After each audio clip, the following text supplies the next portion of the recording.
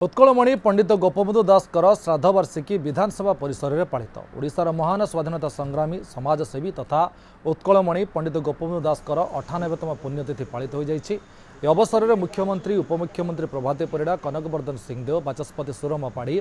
उपबाचस्पति मंत्रिमंडल सदस्य विधायक और मान्यगण्य व्यक्ति उपस्थित रही गोपबंधु प्रतिमूर्ति में माल्यार्पण कर ओडिया माटी और देशपाई थिबा बलिदान को स्मृतिचारण कर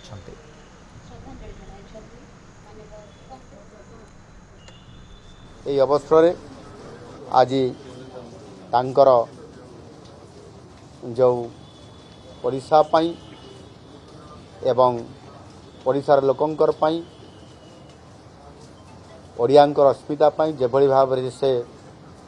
आमको आह्वान देकी जाइछंती नुआ ओडिशा गठन करने सहित समृद्ध ओडिशा परिकल्पनार ए रूपरेख होउची तांकर लक्ष्यर निश्चित भाव रे आज आम सरकार ताकू से लक्ष्य पथरे जाऊ।